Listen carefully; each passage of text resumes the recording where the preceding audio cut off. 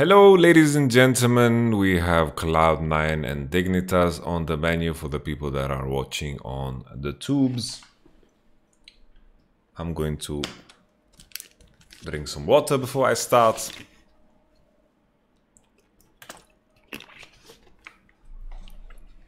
And start up Epic Pen.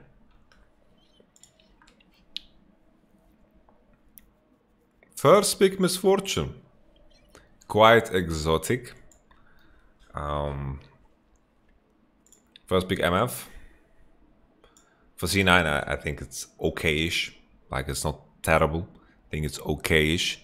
I think Zyrakan is very high prio in my eyes.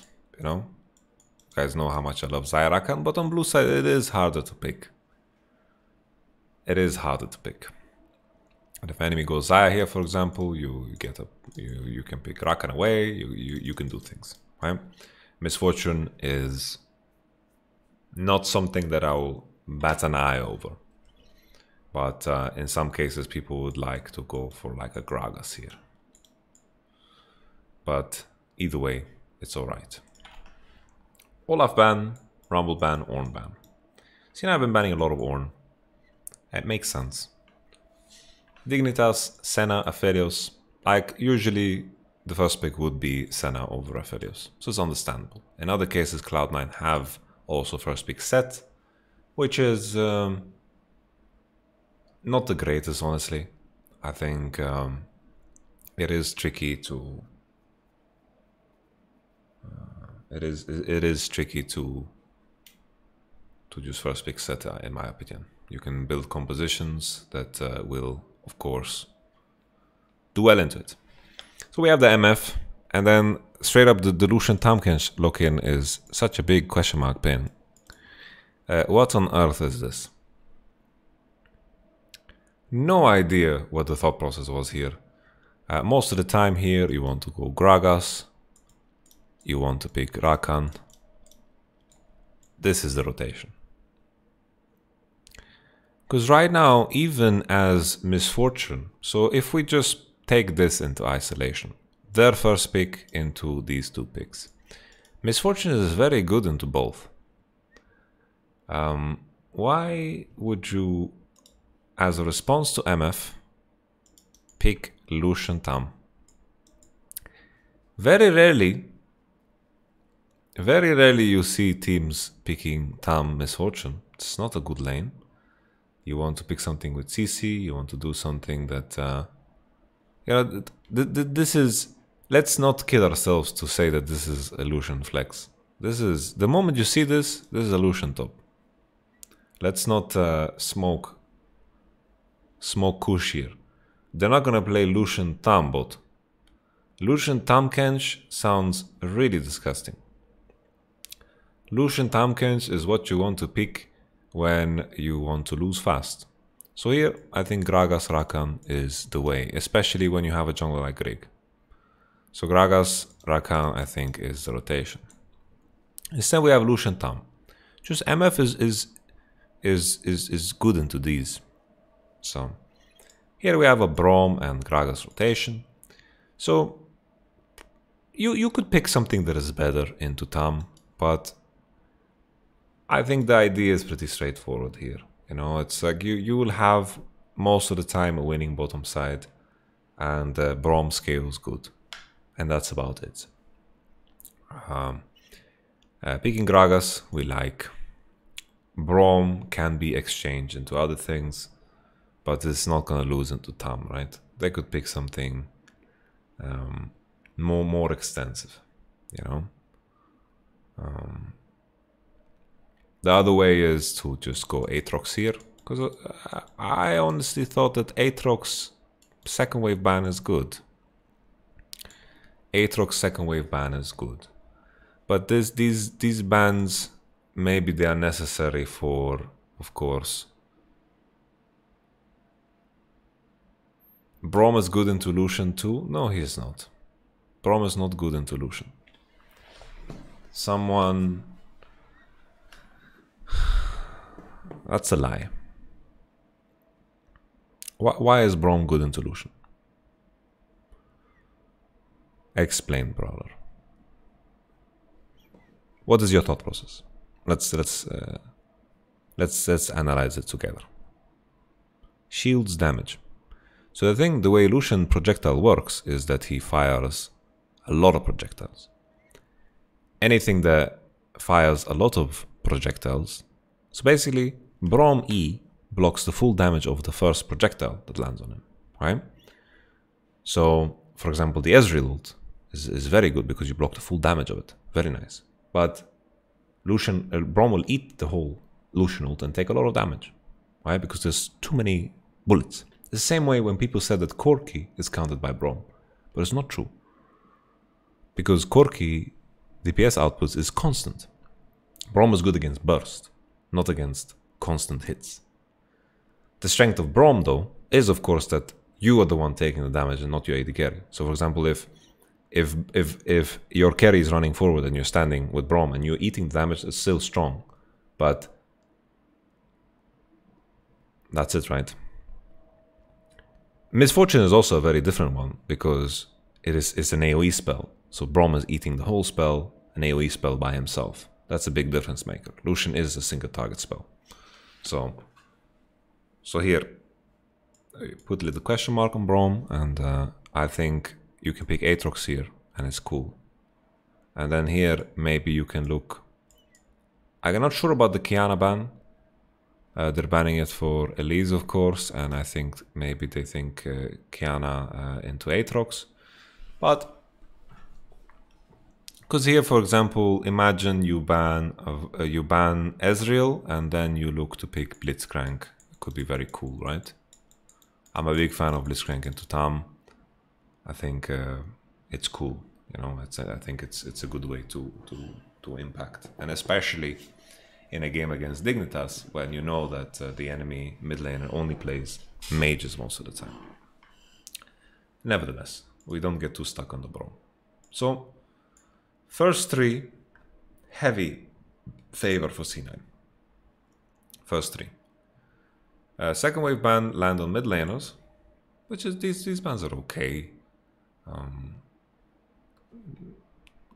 These are usual bans that you go for, and enemy don't want to pick LeBlanc together with Gragas.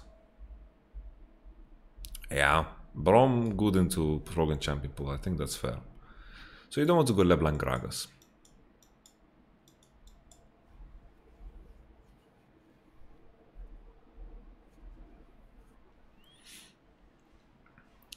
The blind pick here is Cassio, and of course the last pick is Anivia, so I'm just gonna write it here.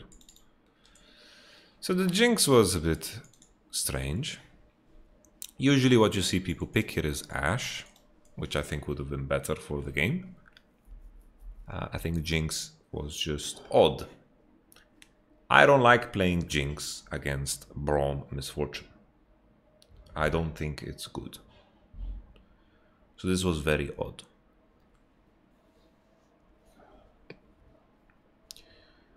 I think Ashe is just a better choice here.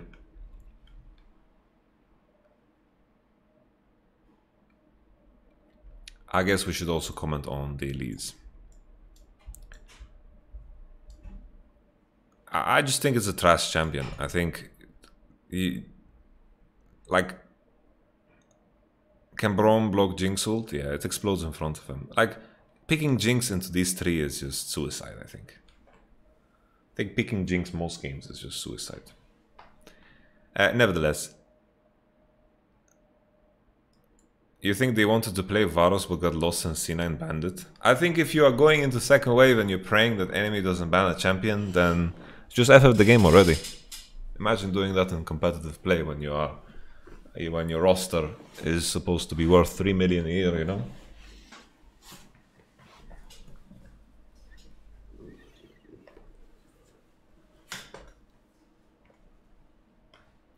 Just speculation, but it might be comfort pick since Johnson played a ton of Aphelios.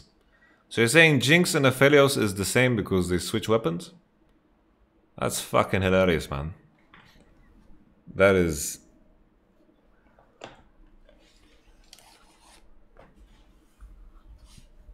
That is some good kush in your system.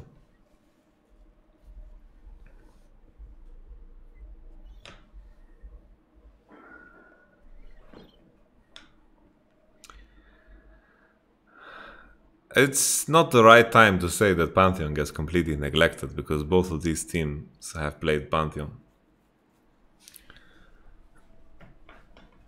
I don't know. It's just, how do you salvage this draft? It's like, you lock in Elise because you locked in Lucian. Okay, like, just fucking balls to the wall, you know, just go for it. But it's weird. That Maokai, which, funnily enough, I think is actually a pretty...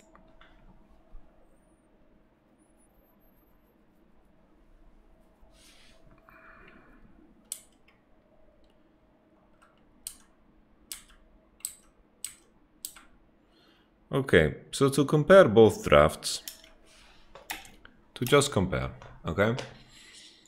Anivia has decent interaction with these champions. So Anivia is an interesting pick here, because I think as Anivia you are satisfied to play at a later stage in the game against these. Anivia scales very good in this game. Gragas is something that has good interaction with Anivia, obviously because of the barrel and the general move speed, and anything that can hard force on Anivia is difficult for her. But then there's Tahm Kench. So Anivia can control space easily here. Jinx, the issue is it's just too shit in lane. Like, they picked Jinx when they saw Braum, MF, and Gragas. And it is just mighty unfortunate. This top side, when you're playing against Aatrox Elise, I mean Aatrox Gragas, it's hard to snowball hard enough for it to make a difference. But of course you need to use this in full force in order to attack the Aatrox.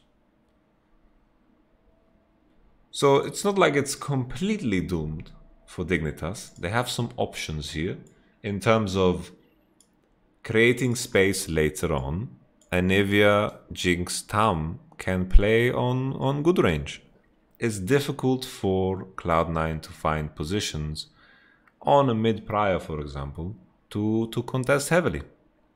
And then if Lucian is strong enough to take care of side, then Dignitas composition can actually do some things. It will be always very difficult for Cloud9 to find positions where they run into this composition. But they need to survive the early game and they need to snowball Lucian. If C9 picked GP instead of Aatrox, do you Dig even have a win condition? So how would you pick GP into Lucian? Like, GP would have been insane here, honestly. GP would have been insane here because he saw Jinx and he knows Froggen was gonna pick a mage.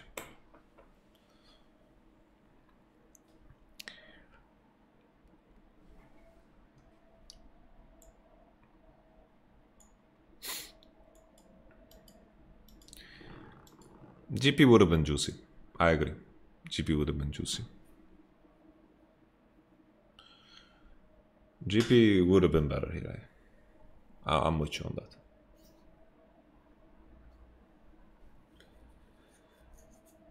Because then they would actually have a lot of pressure on the Jinx and the Tahm.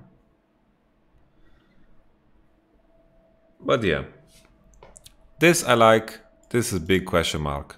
Like this Jinx will never contribute anything to this game. Nothing. Anivia wins the mid situation on her own in such a game. Like let's say it's 1-3-1, right? Anivia on mid is going to be so strong and Jinx is just out of place. Doesn't GP suffer too hard against Lucian? I think it's fine. Just this first rotation, man. Lucian Tom is just a tragedy. Lucian Tom, and then you pick Jinx. This was some heavy comfort for Dignitas, I imagine. I'm not so sold. Okay, so now we jump to the game. I don't want to linger too long on this game.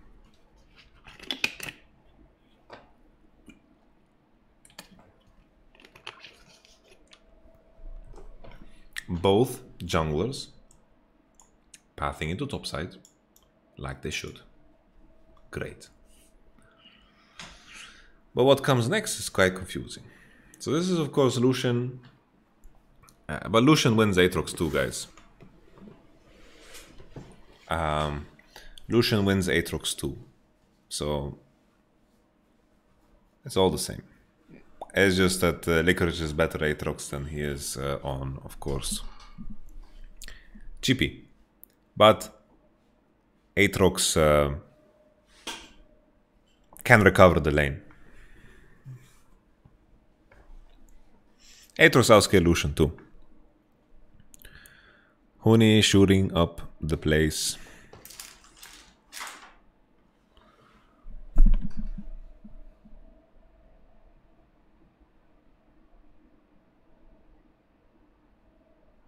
Jinx Town Kench Prio.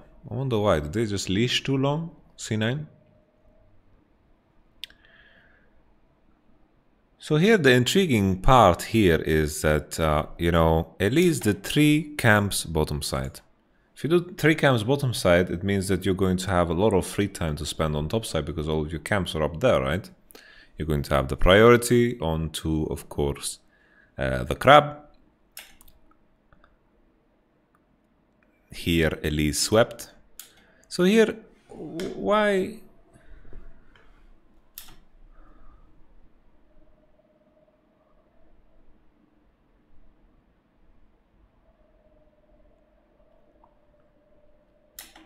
Full crit Lucian scales really well though. That's a myth he falls off. He scales well, but you need to keep in mind the context of other top laners. The top laners that are being played right now are very team fight impactful. They can control space, like for example GP, and it's in a lot of cases better to have one strong AD carry and something that can highlight that strength.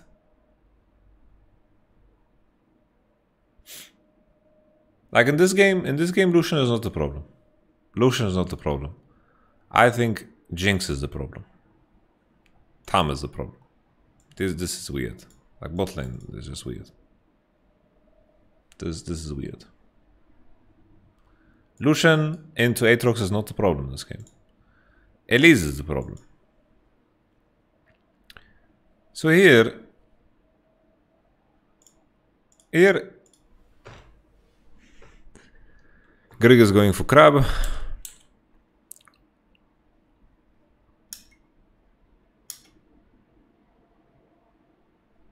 Here, even if you can't kill Aatrox, you dive. You dive twice. After you use the sweeper plant, you know Gragas is not here. This is the first time you need to start to pressure Aatrox. There's no reason not to. Look how big this wave is. Krieg is the problem.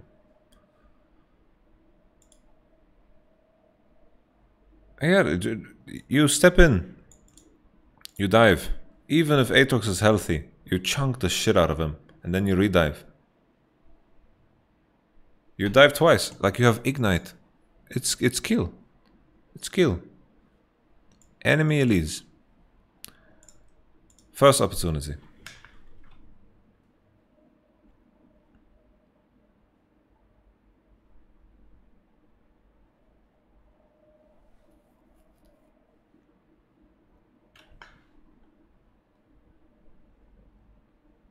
Another opportunity.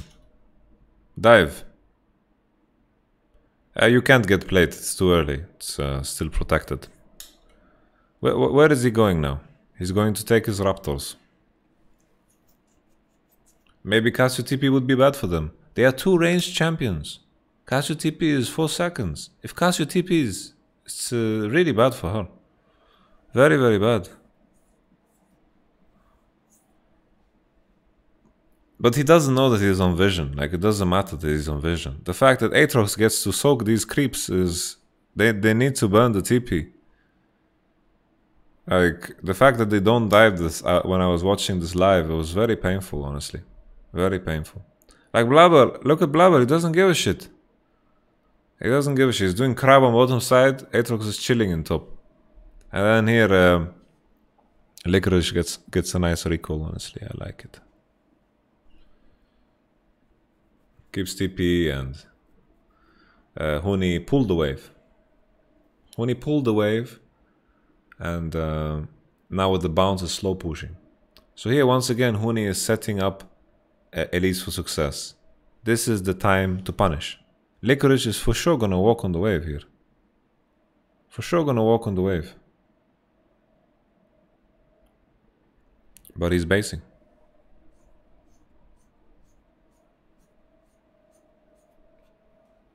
He based and he's going bottom side. So yeah, Licorice. You know, Licorice here, he's like, fuck my life, I need to get this wave into the turret.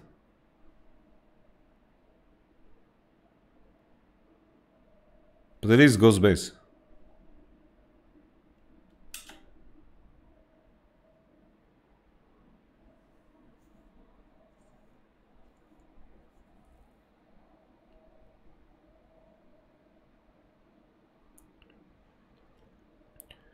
Because like they are not afraid of a bottom dive. Like Gragas cannot dive bottom. It's too difficult to dive bottom. There's potion on Jinx. They take the spells of enemy with Jinx. Tam eats Jinx and there's nothing. No play on bottom side for Gragas. And then now Licorice got to bounce the wave and he's very, very happy. It's just... So Aatrox, his biggest difficulty is when Lucian stacks the waves, he wants to catch those creeps. And then when he bounces, he wants to get the wave into the turret. I don't see... Because now Elise is useless. Elise is useless. And now he's going top. And he swept way too early. I guess he put pink. He swept his own jungle. I don't know why he swept his own jungle though. Like Aatrox didn't leave his lane, so there's no need to do so. And then now, I'm not sure what's this? What's he doing? What's he doing here? What was that? He showed on top. He showed on the top wave. Lucian had no base yet, so Aatrox is not scared at all. He showed on top wave and gave C9 free Drake.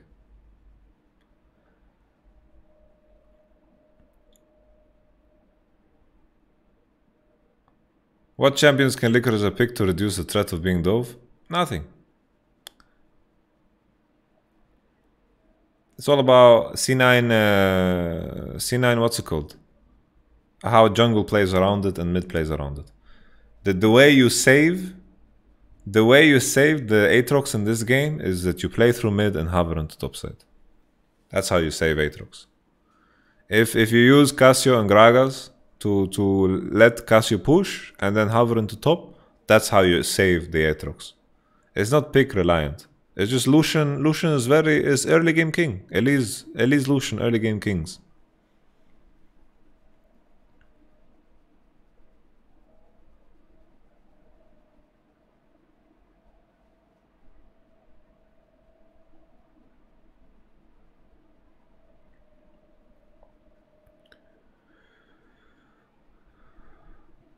Yeah, it's okay to secure the base. I don't have an issue with this Lucian base because he doesn't have TP.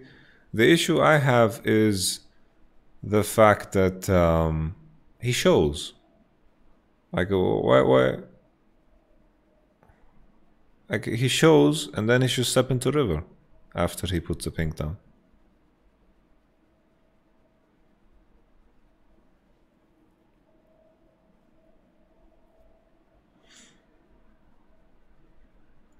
But even now, the game state is not that terrible. The only issue is that Elise is pretty useless. Like, Elise is gonna be pretty useless for the rest of the game.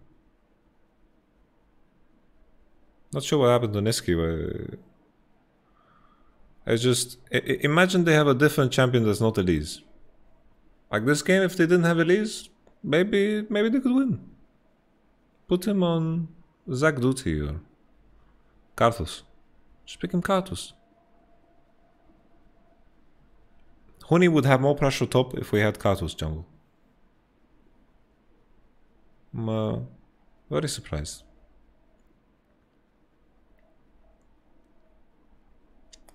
Now, here is another thing. Where is Grieg? Why is Licorice allowed to farm here? It's a very standard timer to swap. C9, do it every game. Elise needs to be here. How disrespectful is this? Aatrox.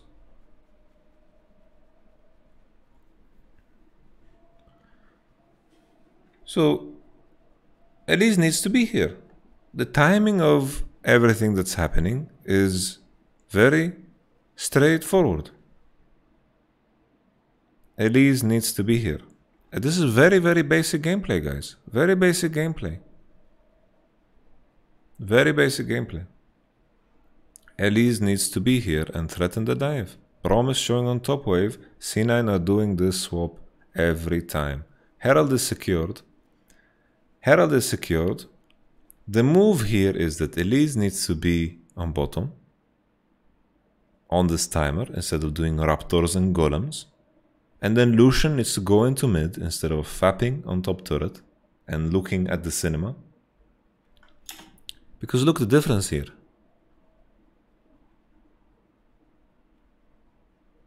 So here, look, wave is crashing. Gragas is in position. Gragas is in position. Huni is not on turret. Top laners in high level games, they don't even attempt to stay here. They don't even attempt. Most of the time you see top laners, they are here already. They want to pressure mid because here they are doing nothing, right?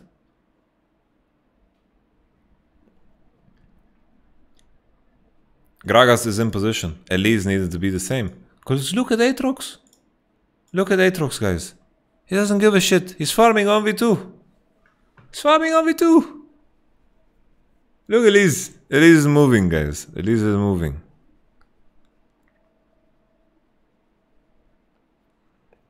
Elise is moving. Now Elise is here.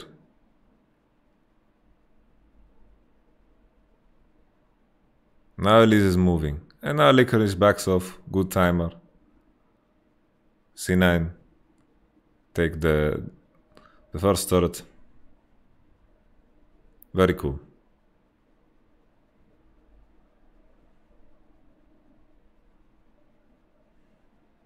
Licorice testing some limits. Grieg getting blocked by a golem. Look at him.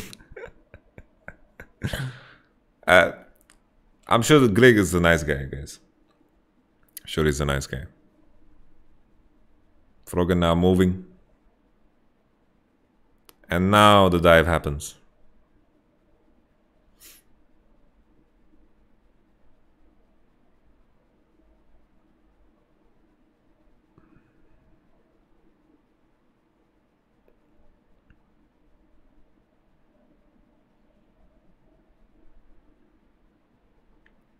Here the mistake was C9 needed to needed to go mid with Misfortune Braum. The situation is won already, but they are rushing bottom. Here, if C9 went mid with MF Braum, they win super much here. They win super much. But instead they are chasing because they think a big fight is happening, but it's a mistake. I missed the Grieg Cocoon, I want to see it. Okay, he hit it.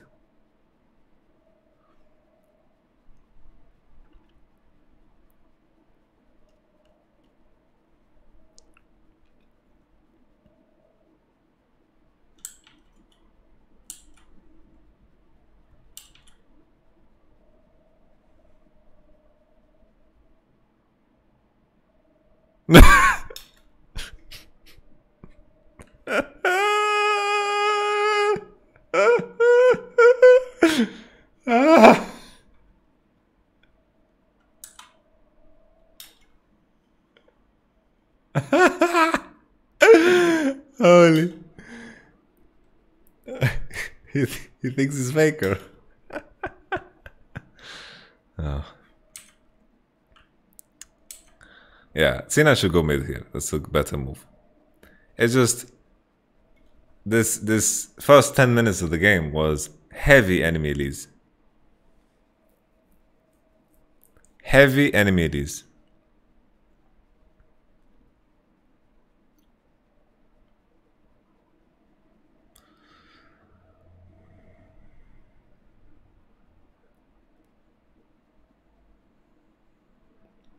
Even if Aatrox had flash, why would he flash?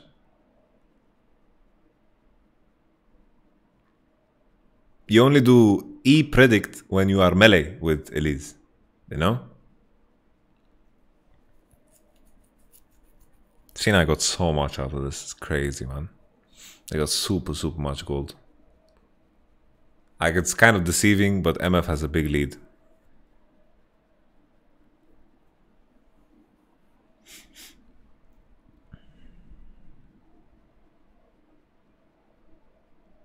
Let's pay attention now to Licorice's movement. But the thing is, Froggen went from bottom into mid. So already this decision from Froggen, he was very low HP after the fight, gives up the Drake completely. So I guess the idea here was that they're not planning to fight at all. Okay, some diving action, Licorice gets pressured, trading for Drake. It's okay, it's okay, all things considered. It's okay. First dive on Aatrox 11 minutes in. But Licorice is playing weak side very well. Very well this game.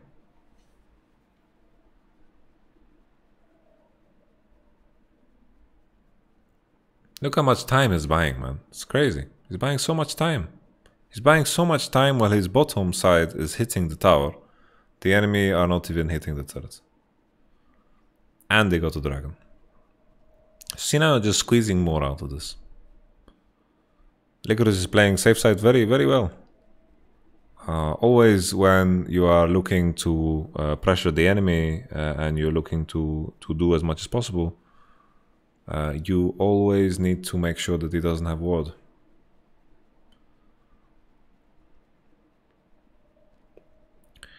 Guys, you can do both. Like, I think Licorice is playing well, and at the same time Dignitas is playing super bad.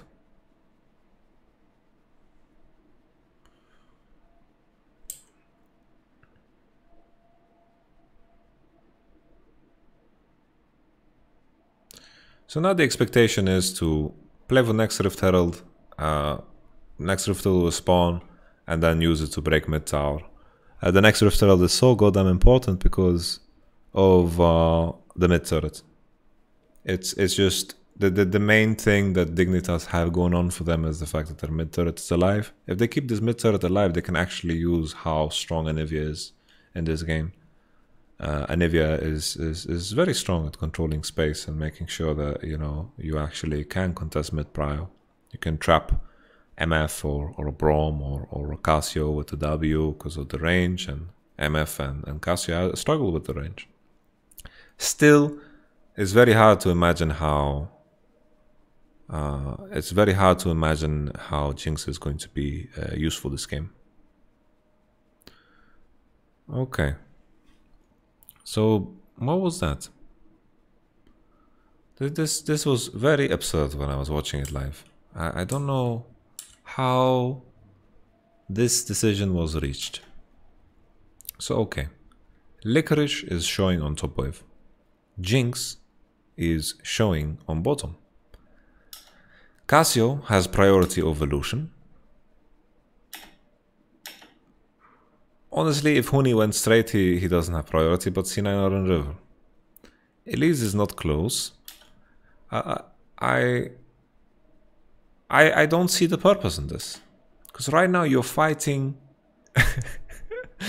Afro is like, let's go my man, whole team is with me. So it's just, this fight is so goddamn confusing because C9 won the situation. They are first in river, they have bottom push. It's natural. Because Dignitas are fighting for nothing here. They are fighting for nothing.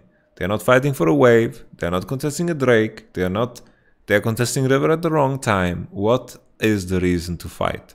Their reasoning is, of course, Jinx is on bottom side, Aatrox is showing top, but they don't have the best champions in the game to just force fights. So this is just cocktail. Like, you don't have the champions to force. Like, you can get Prio. Well, Lucian dashes into Cassio R. Nice. Risky dodge. And this also accelerated the game big time.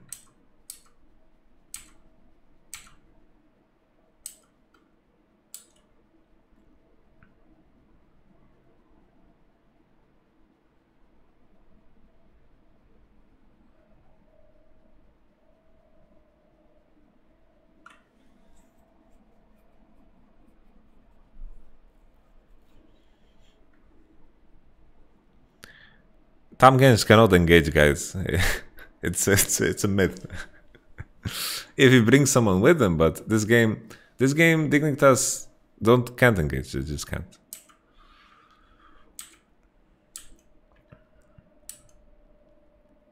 So this is a horrendous state for Lucian. Aatrox is very happy. Aatrox reaching 2 CDR item and Ninja Tabi, and the enemy doesn't even have Blade. It's a disaster on many accounts.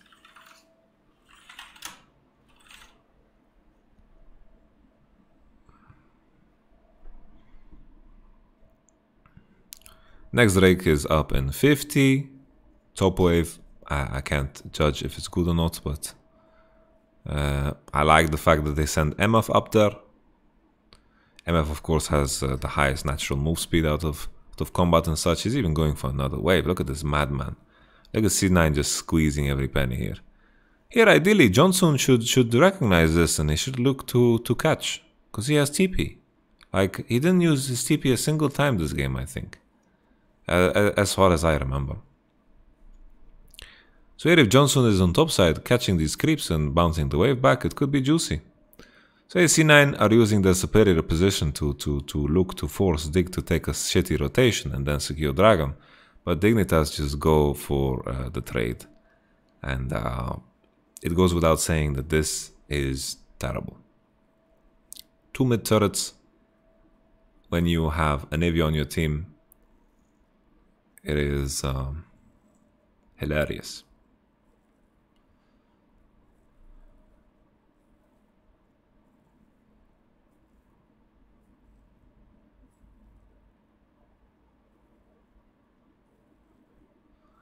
Losing 2 mid turrets when your composition is Tam and Evia, it's very bad. But C9, better wave management on top. Johnson didn't want to use his TP for anything. And boom. Vulcan played that pretty sweet. Yeah. And then afterwards, the wave position was good on top. They made the rotation into top. C9 are just toying with their food, honestly. I wanted to fast forward to the point in the game where, like, you could see some of the strengths of Dignitas composition. There was a time where they actually managed to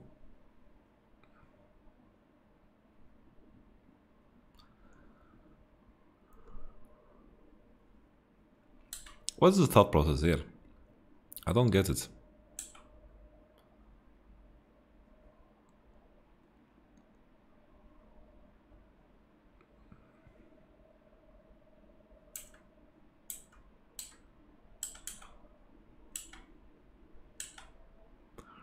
It's a nice niche ult.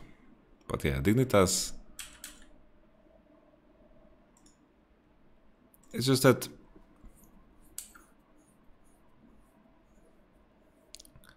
it's weird because Dignitas need to come from the same angle. But also at this point Dignitas is so far behind.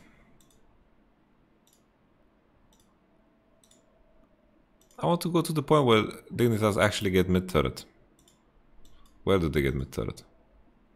They kill Licorice and then they get mid tower. So this was a point in time where C9 are respecting. So in a lot of cases, like it's hard to chase into Dignitas composition. So if for some reason the roles were reversed and Dignitas were the ones ahead, then Dignitas would be the ones toying with their food. It's just that if you're behind with Dignitas composition, you can't win. If you're ahead, it can be okay disgusting. Can be okay disgusting.